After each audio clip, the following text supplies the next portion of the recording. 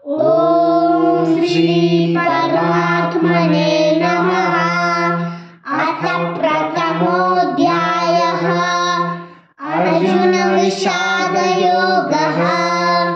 धृतराष्ट्र उवाच धर्मक्षेत्रे कुरुक्षेत्रे समवेतायुयुत्सवः मामकाः पाण्डवाश्चैव किम कुर्वत संजय।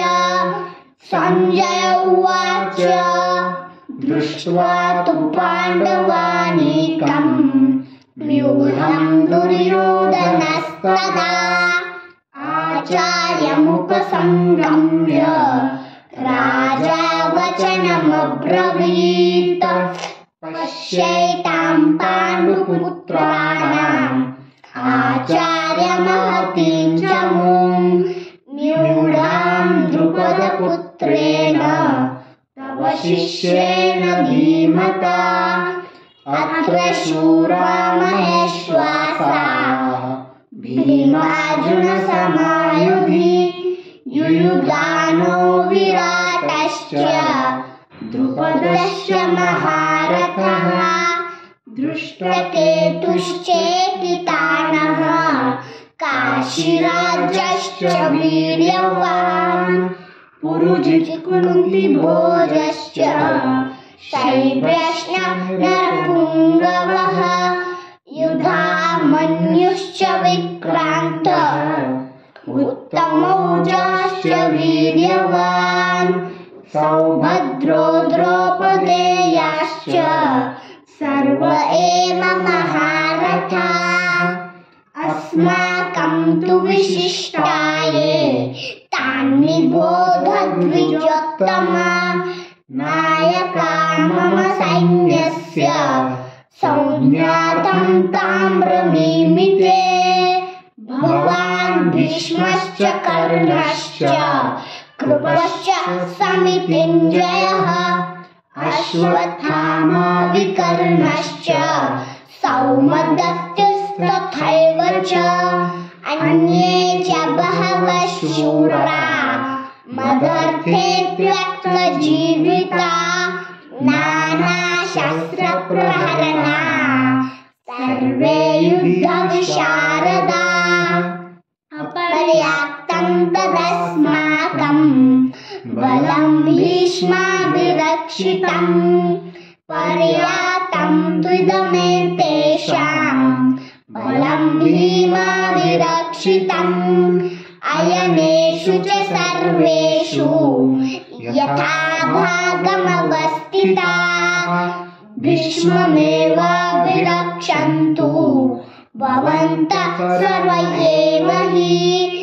तस्य सञ्जनयन् हर्षं कुरुरुद्धपितामहः सिंहनादं विनद्योच्चे शङ्खं दद्मौ प्रतापवान्। ततः शङ्खाश्च भैर्यश्च पणवानकगोमुखाः सहसैवाभ्यहन्नन्त शब्दस्तु मूलोऽभवत्।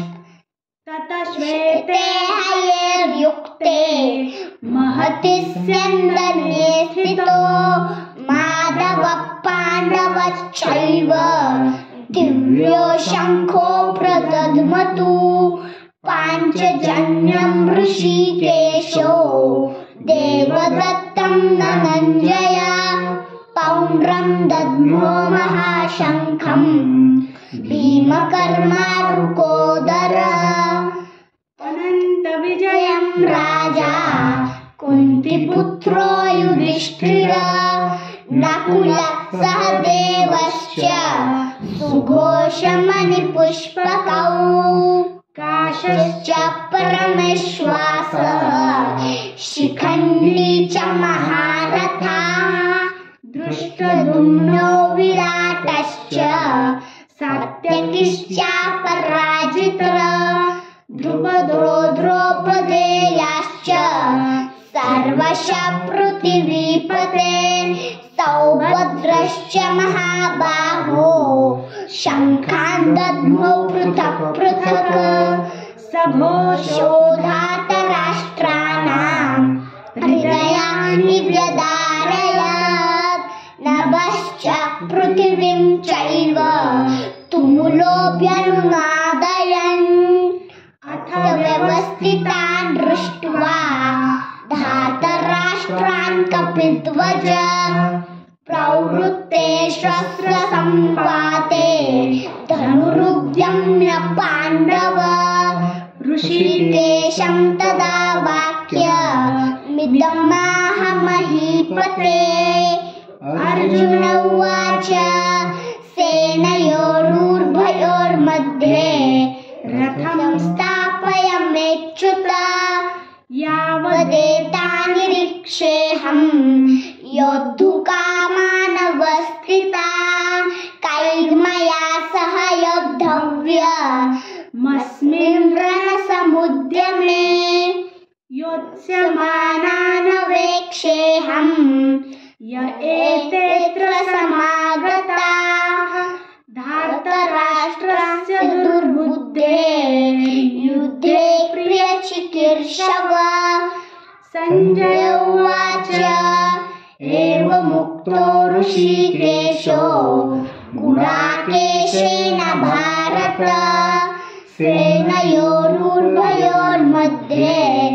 स्थापयित्वा रथोत्तमम्